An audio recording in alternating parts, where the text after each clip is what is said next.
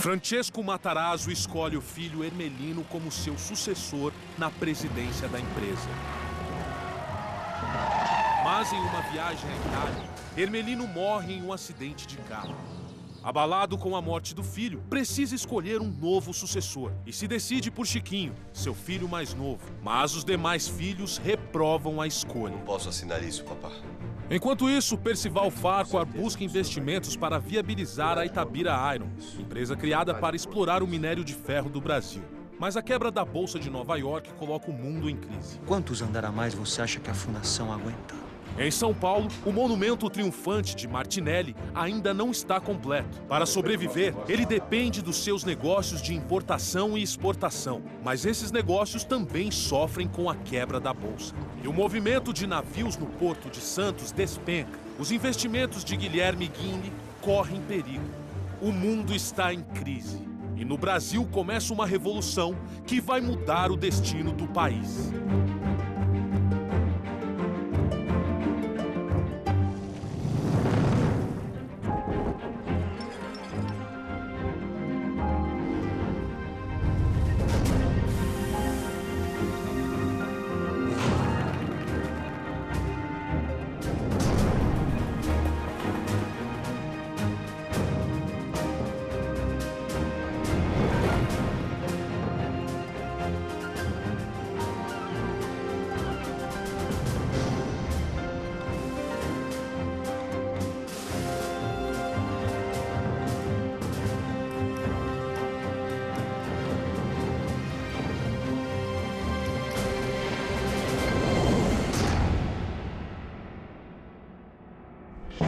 Assumo provisoriamente o governo da República como delegado da Revolução, em nome da Marinha, do Exército e do povo brasileiro.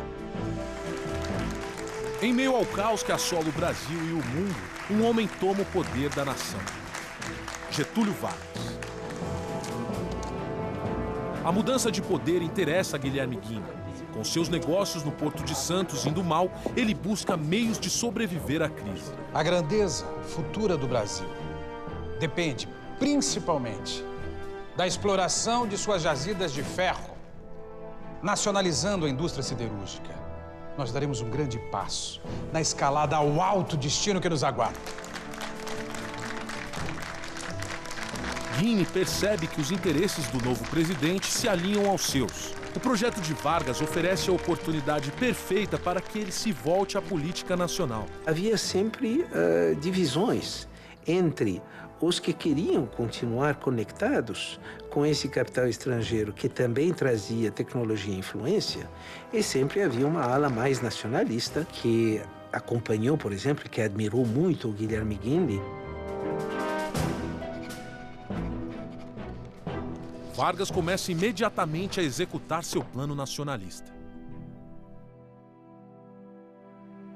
Eu tenho um contrato assinado pelo presidente da República, autorizando a minha empresa a funcionar. Meu caro Farquhar, o presidente da República sou eu. E eu não me lembro de ter assinado nenhum contrato. Mas isso é um absurdo, Sr. Vargas. Nós vamos rever o contrato inteiro. Se ele for de interesse da nação, será aprovado. Se não...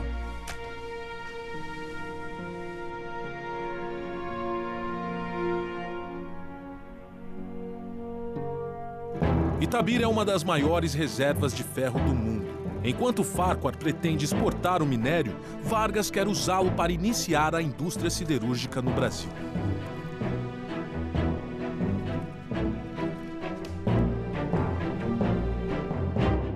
O Getúlio, desde cedo, acreditava, sim, nesse Estado gestor, nesse Estado administrador, nesse Estado indutor do desenvolvimento.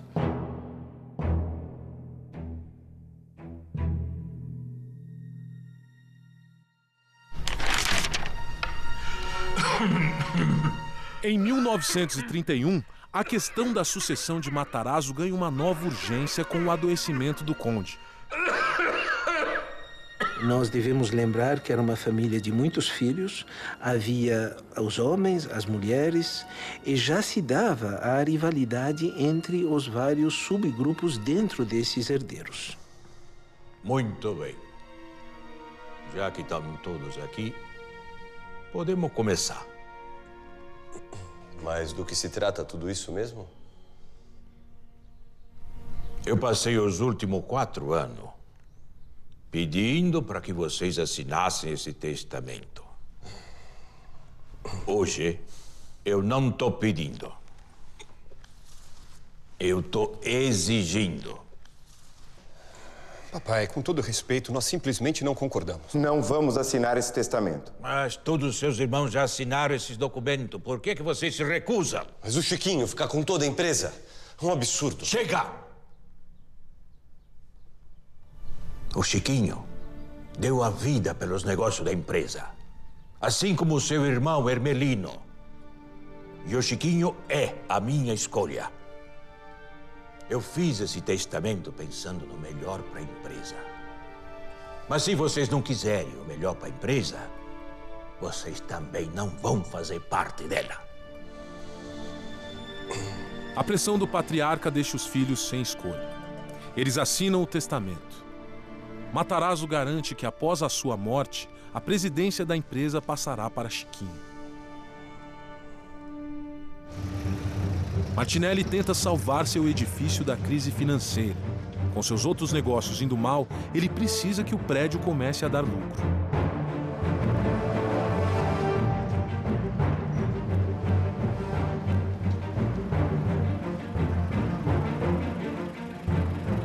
Ele inicia as atividades do edifício antes que o acabamento final esteja pronto. Martinelli promove grandes e luxuosos eventos, repletos de celebridades, para divulgar o empreendimento. Um brinde. Um brinde a todos e ao grande Martinelli.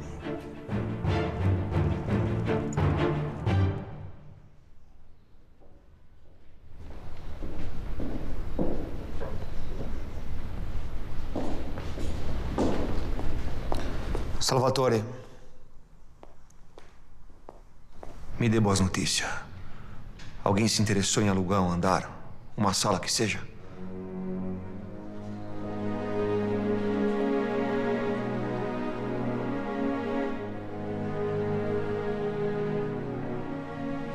O prédio acabou sendo um elefante branco, porque uma parte ficou fechada. Era a mais do que havia necessidade no período.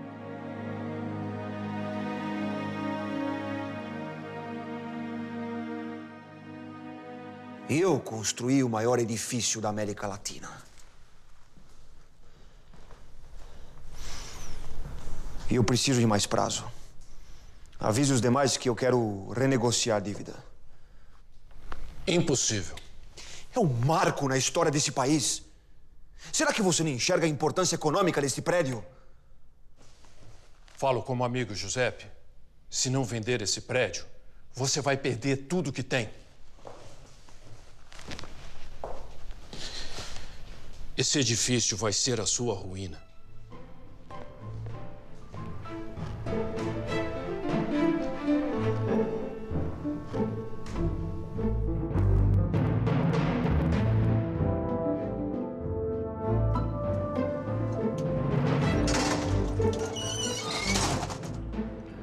O senhor vai fazer falta aqui no seu prédio, Sr. Martinelli.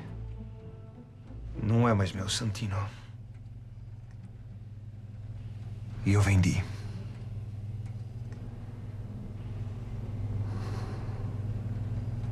Um prédio desse deve ter rendido um dinheirão, não?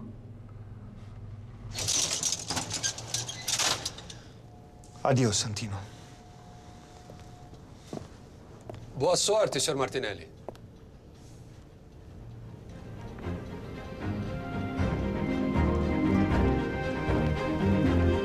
Martinelli usa o dinheiro da venda para pagar suas dívidas.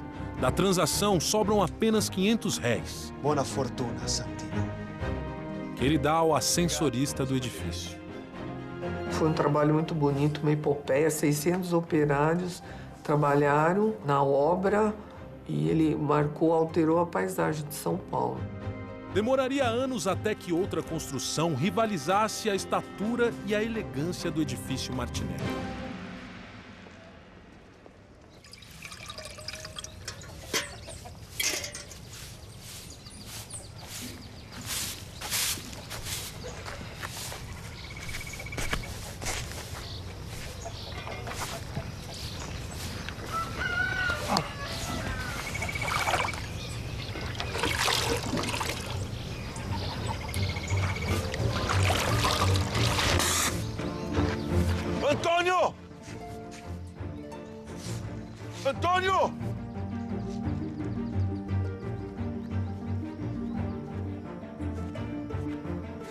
diga.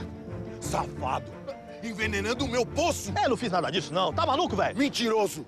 Quem mais ia botar veneno na minha água? É que vou saber. Ah, você sim. Não foi. Em Salvador, uma simples disputa de vizinhos está prestes a mudar a história do país. Pois eu vou provar que foi você. Prove. Prove que eu quero ver. Quero ver provar.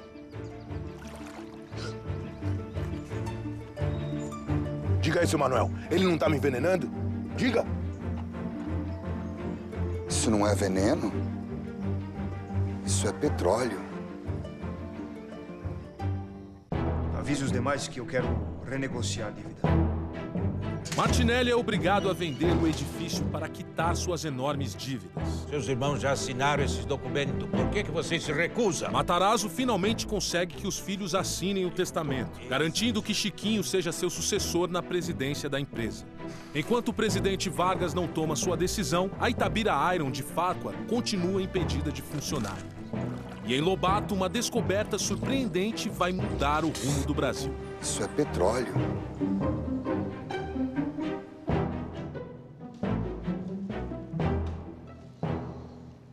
É impossível. Já fizeram pesquisas. Não existe petróleo em Lobato. Veja o senhor mesmo. Naquela época, a grande corrente dizia que o Brasil não detinha nenhum recurso correspondente a petróleo. A descoberta em Lobato chega ao renomado geólogo de Salvador, Silvio Frois.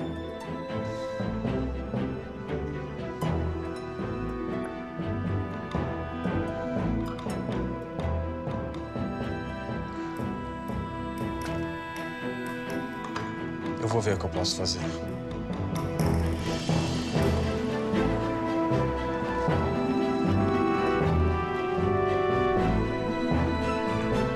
Silvio Frois, há quanto tempo? Tempo demais. Obrigado. E se eu te dissesse que existe petróleo no Brasil?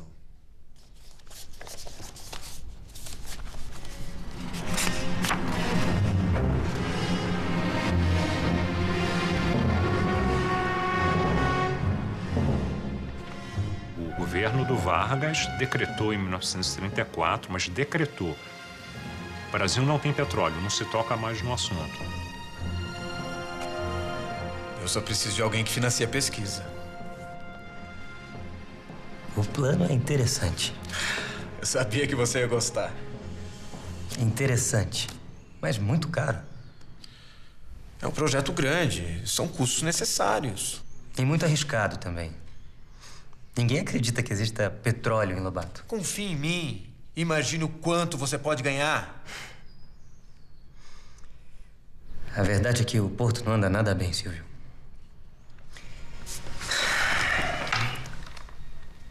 E se eu investir um dinheiro desse e não tiver resultado,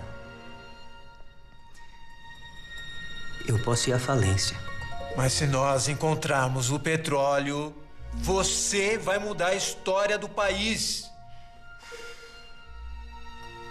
Então, o que me diz?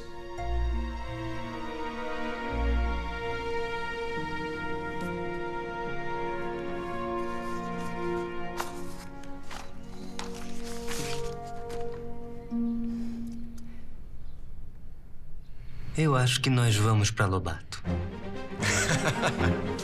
Sabia. Nós temos essa geração de pioneiros, da qual o Guilherme faz parte, que via no petróleo uma oportunidade de desenvolvimento para o Brasil. Ele começa a financiar esses geólogos que iam contra essa tese oficial do Estado brasileiro, que aqui não tem petróleo. Se você conseguir as provas realmente concretas, eu as levarei ao presidente do Brasil. O papel do líder é fundamental nisso. As pessoas esperam a liderança para tomarem ação. E o líder tem que estar sempre lá, otimista, levando as coisas para frente e fazendo as coisas acontecerem.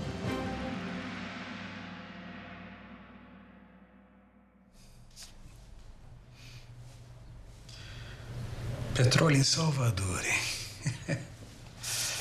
Quem diria? Isso muito me interessa, Dr. Guilherme.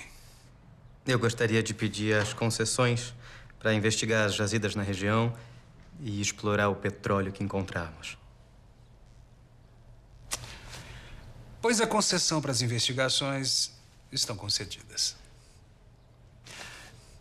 Já a da exploração, o senhor a terá. Assim que nós efetivamente encontrarmos o petróleo.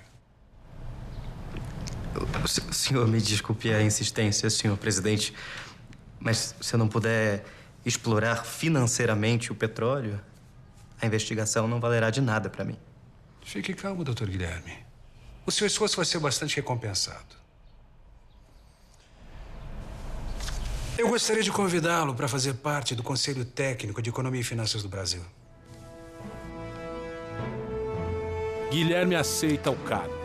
Além do prestígio político, a posição no Conselho Técnico trazia um benefício extra: decidir o futuro da Itabira Iron e de Percival Farquhar. Então, o Getúlio passa a ter essa relação de confiança e de cumplicidade com o Guilherme para certas coisas que foram capitais na construção desse Brasil mais urbano, industrializado. A concessão das minas de Itabira ainda está congelada por Vargas e Farquhar articula uma reunião com deputados federais para tentar influenciar o presidente a seu favor. Onde estão os deputados? Não existem mais deputados. Getúlio dissolveu o Congresso. Com licença. Num golpe de Estado, Getúlio Vargas institui o Estado Novo no Brasil. Sem o Congresso, Farquhar perde sua única possibilidade de influenciar o presidente a favor de seus negócios. Eu acho que todos os pioneiros, ao mesmo tempo, tiveram que sofrer e se beneficiar das suas relações com o governo. Com o aval de Getúlio, Guilherme investe grande capital e inicia as investigações da Bahia. Ele arrisca tudo na sua busca pelo petróleo. O futuro do Brasil está em nossas mãos. É isso aí.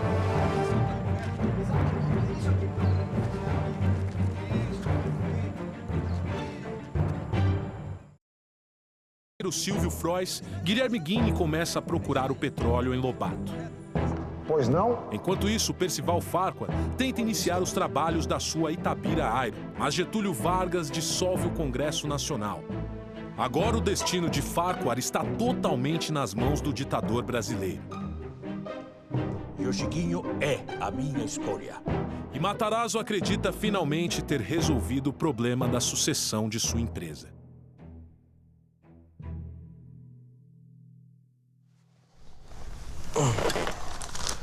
Chiquinho? Oi, André. Esperando o papai? É. Preciso que ele autorize uma compra. Um pouco estranho, não é? Faz 4 anos que nós assinamos o testamento. Você é o sucessor escolhido do papai. E mesmo assim, você precisa de autorização para decidir qualquer coisa. Você sabe como ele é, né? Gosta de controlar tudo. Claro, claro. Mas quando nós assinamos, nós achamos que você teria o controle de tudo.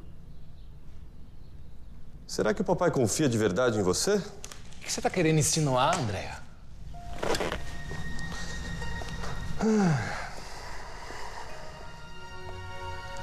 Nada, Chiquinho. Não quero insinuar nada. Enquanto o papai estiver por aqui, o testamento fica de pé. Mas quando as coisas mudarem, talvez seja melhor rever a situação.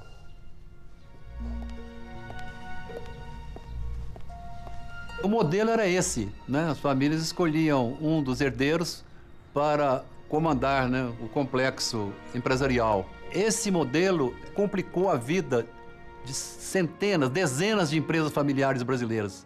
Mais de metade. Eles nunca aceitaram o testamento. Eles assinaram, mas nunca aceitaram. Calma, Chiquinho, não há nada que eles possam fazer. Claro que tem, pai. Eles podem questionar o testamento, a empresa vai ficar estilhaçada.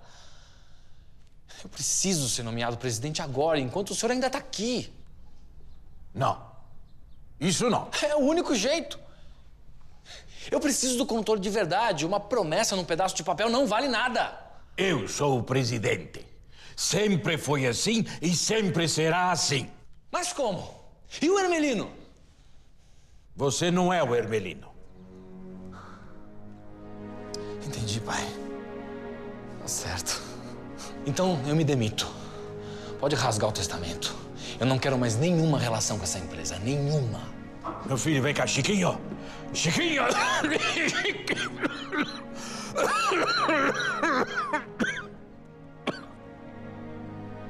Ele trabalhou muito, né, por uma sucessão harmoniosa e amplamente aceita. Matarazzo precisa manter Chiquinho como seu sucessor, mas ele não quer abrir mão do seu poder na empresa. Depois de muito refletir, ele elabora uma estratégia. Senhor André. Desejando que meus próprios filhos resolvam, por maioria, sobre aquilo que mais lhes convenha, decidimos, eu e Chiquinho, fazer uma consulta, a fim de que respondam se estão satisfeitos com os atos que realizei, reunindo nas mãos de Chiquinho a maioria dos votos da nossa sociedade. A carta é uma astuta manobra política de Matarazzo. Ele dá aos filhos a possibilidade de anular o testamento, mas o patriarca sabia que eles nunca iriam contra sua vontade enquanto ele estivesse vivo. Sem escolha, os irmãos confirmam a validade do testamento. O grupo não consegue mais manter a mesma vitalidade. Não havia uma liderança consensual apoiada pelo pioneiro fundador.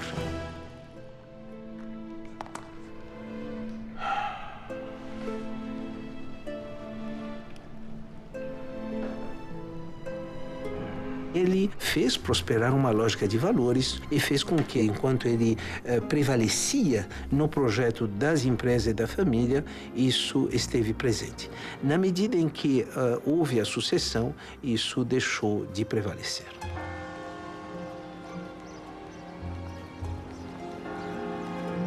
Em 10 de dezembro de 1937, morre Francesco Matarazzo. O sepultamento do conde foi um dos maiores acontecimentos na história de São Paulo até então. Acabaram até as flores na capital paulista e adjacências. E foi uma comoção geral. Seguindo o desejo de Francesco Matarazzo, Chiquinho assume a presidência das Indústrias Reunidas Fábricas Matarazzo. Agora, ele é o chefe da família, mas a família não é mais a mesma.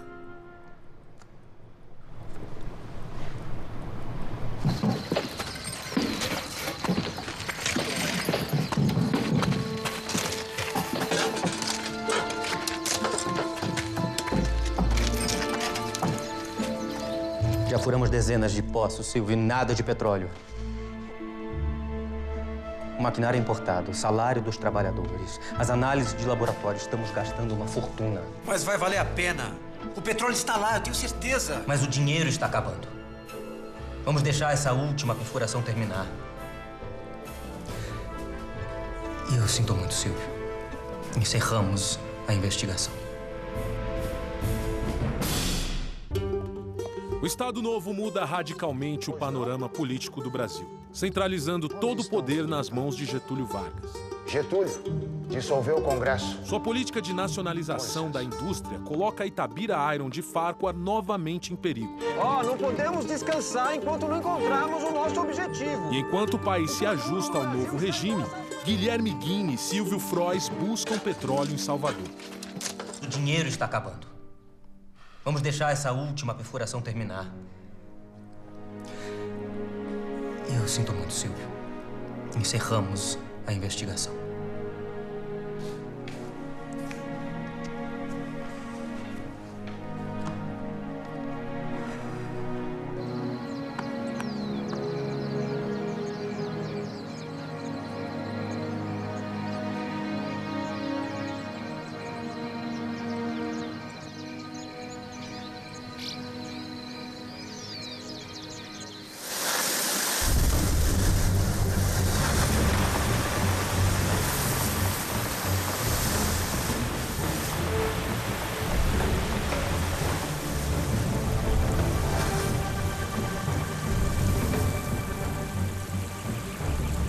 Em 21 de janeiro de 1939, sem a presença de ninguém, o petróleo finalmente jorra em Lobato.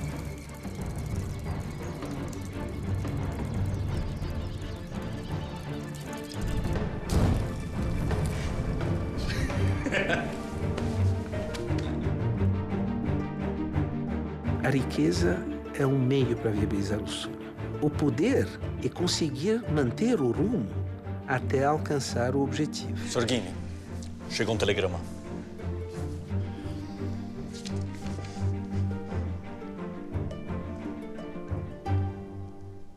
O que é que foi?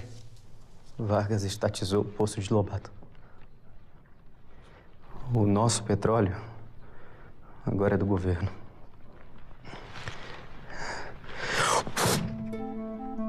Assim que esse petróleo jorrou, o Getúlio tirou do capital privado e nacionalizou.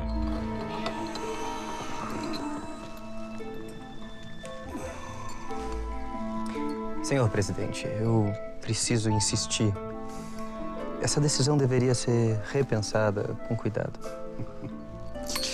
Isso muito me impressiona, meu caro. Eu sempre achei que você gostava da minha política. Recursos naturais na mão do governo brasileiro. Ou será que eu estava enganado? Não, absolutamente.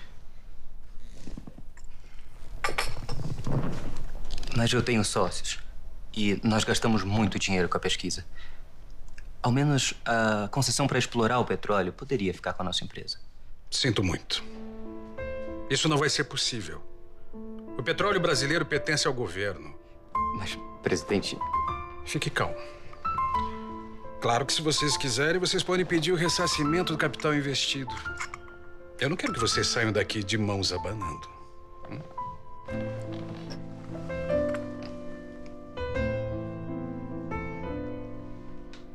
Quando veio uma decisão de um ditador, porque era realmente o caso de Getúlio, não há muito o que se discutir.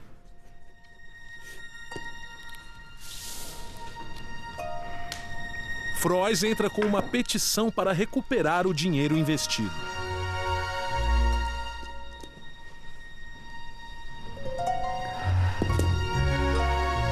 Qual o problema?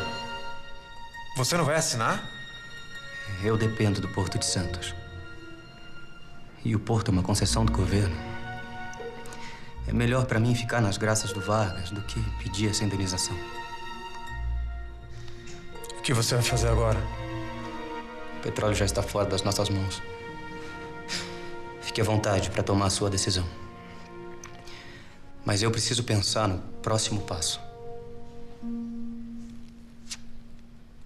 A questão não era uma questão financeira, era uma questão de um sonho. E esse sonho não seria compensado através de uma indenização. Ao recusar a indenização por Lobato, Guiney garante uma excelente posição com Getúlio Vargas. E agora ele decide focar sua atenção na indústria siderúrgica. A siderurgia já estava totalmente estabelecida nos Estados Unidos. As grandes pontes já se beneficiavam dessa siderurgia.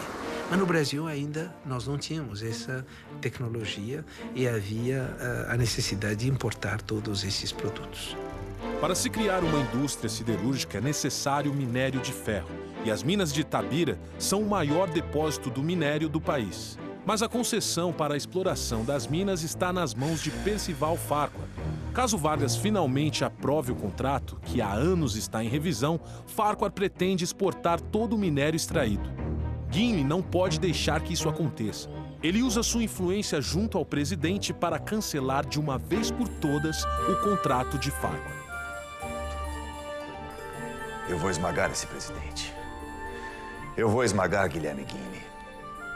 Eles querem que o minério de ferro fique nas mãos dos brasileiros, não é mesmo? Então é o que nós faremos.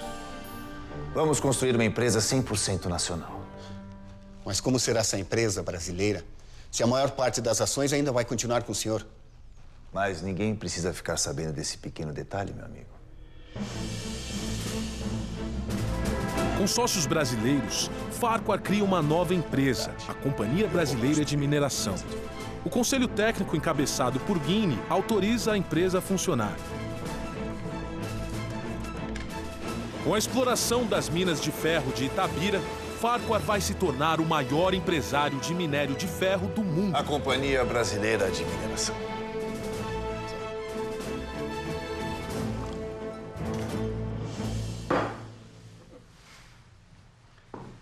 Farquhar, senhor presidente. Farquhar está por trás de tudo. A Companhia Brasileira é apenas uma fachada para o americano. Nós precisamos barrá-la. Barrar? Isso é evidente. Gimli, eu sempre soube que Farquhar estava por trás da companhia. E o que isso importa? Nada. O importante é que a companhia está registrada no Brasil, cumpre as leis brasileiras, o resto é irrelevante. Eu discordo que isso seja irrelevante, senhor presidente. O senhor está se deixando levar pelas emoções. Farquhar é apenas uma peça do jogo. Deixe ele cumprir o seu papel. Aliás, o senhor também tem um papel a cumprir. A empresa de Farquhar vai extrair o minério, mas ainda é necessário transformá-lo em aço. Ainda precisamos de uma siderurgia. Vargas cria a comissão executiva do plano siderúrgico e nomeia Gimli como presidente.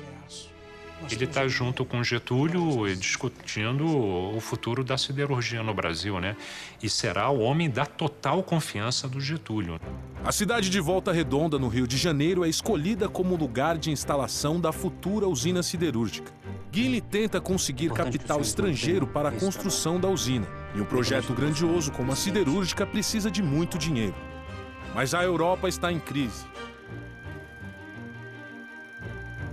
Se a guerra estourar, conseguir um empréstimo vai ficar praticamente impossível. O nosso trabalho deve ser mantido. As linhas de investimento são todas muito certas. Só que dependemos do posicionamento do presidente. Em breve isso deve... Doutor Guilherme, é oficial. A Alemanha invadiu a Polônia. Começou a guerra. 2 dias depois, França e Inglaterra declaram guerra aos alemães.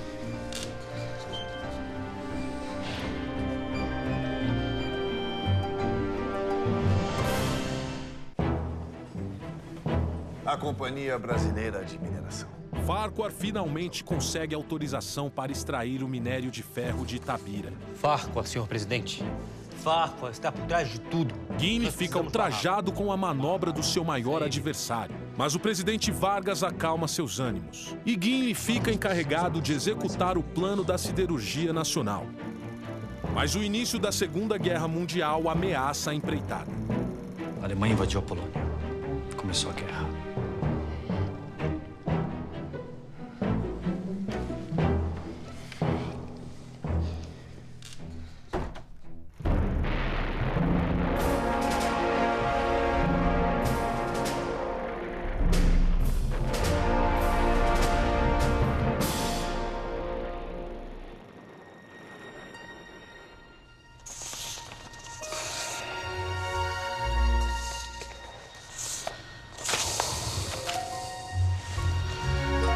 Já se passaram meses, doutor Guilherme. E ainda não tivemos nenhum avanço em nossa siderúrgica. Presidente, o senhor sabe a dificuldade de se conseguir um empréstimo nesse momento. Há uma guerra acontecendo. E é justamente por isso que nós precisamos de uma siderúrgica. Uma guerra precisa de aço. Eu entendo. Mas onde vamos conseguir o dinheiro? Isso, meu caro, é trabalho seu. Conseguir um empréstimo depende de como o Brasil vai se posicionar durante a guerra. E, com todo o respeito, senhor presidente, tomar essa decisão é trabalho seu. O Guilherme Gimli, o grande desafio dele é levantar uma obra de grande porte, com sofisticação tecnológica, com uma mão de obra despreparada e num ambiente de guerra. Nos primeiros anos da Segunda Guerra, o Brasil permanece neutro.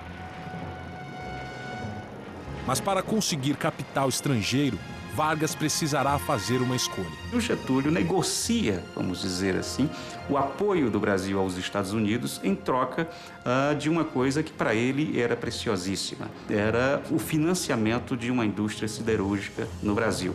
Mas o banco americano que iria realizar o empréstimo desiste da transação. Atravessamos Um momento histórico de graves repercussões. Sentimos que os velhos sistemas e as fórmulas antiquadas entram em declínio.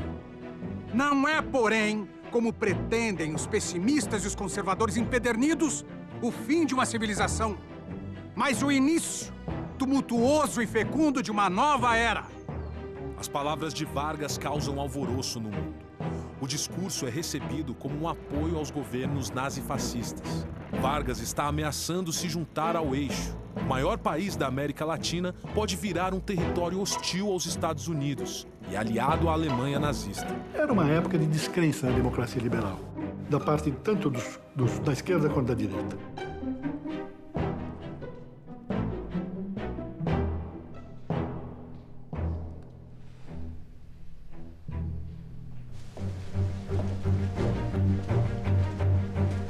Os Estados Unidos, temerosos ao ver o Brasil se aproximando do eixo, decidem financiar a siderurgia de Vargas para garantir o apoio brasileiro. Guinle é enviado para os Estados Unidos para discutir o acordo. A família Guinle era um nome de peso no cenário internacional. Ele consegue o empréstimo de milhões de dólares para a construção da usina siderúrgica. Em 30 de janeiro de 1941, Vargas assina o decreto que cria a Companhia Siderúrgica Nacional. Guinle é nomeado presidente da nova companhia. Para essas pessoas, a riqueza material não é um fim, é um meio. É um meio de viabilizar o sonho. E o sonho do Guilherme era a sua liderança e da sua família. Após anos de desafios, Guinle alcança seus objetivos. Licença, Sr. Farquhar. O Sr. Guinle está aqui para vê-lo. Guinle? O que ele quer? Mande-o entrar.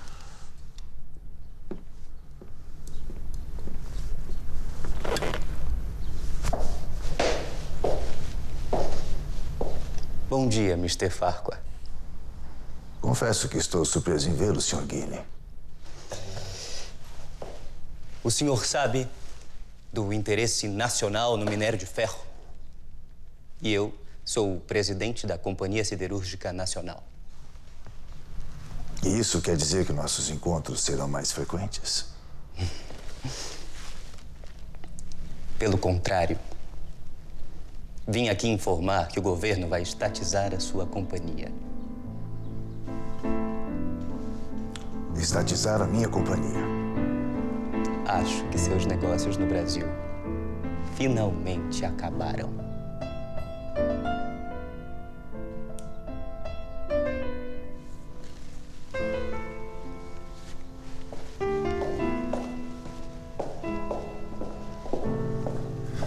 O governo toma conta das minas de Itabira e Farquhar perde todo o dinheiro que investiu na empresa.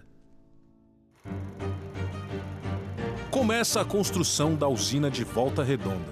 Não tem ninguém parecido na história recente do Brasil com o mesmo prestígio que o Guilherme Guinle teve em 1945. Eram muitos desafios e ele conseguiu chegar ao final com a obra em dia. Após ser estatizada, a Itabira Iron de Farquhar é rebatizada de Vale do Rio Doce. Juntas, a Vale e a Companhia Siderúrgica Nacional formam um dos maiores complexos de mineração e siderurgia do mundo. Com Guilherme Guinle à frente, o Brasil entra na era do aço. Conseguir confrontar interesses tão fortes demonstra que é capaz de se aliar a grandes talentos e viabilizar sonhos ousados.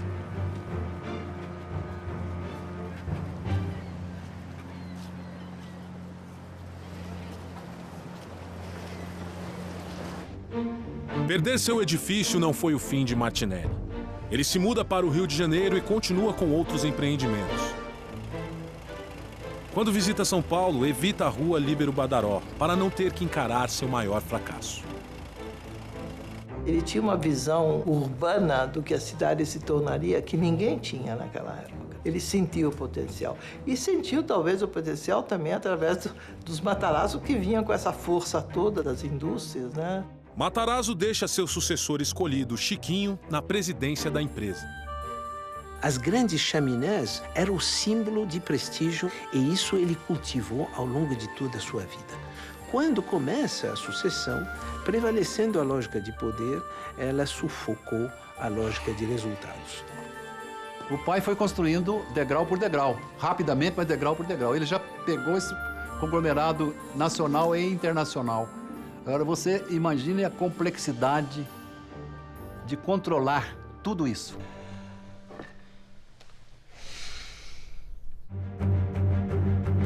Quatro homens que construíram o Brasil. Francesco Matarazzo, o imigrante italiano que perdeu tudo ao chegar ao Brasil. Não! Não! Não!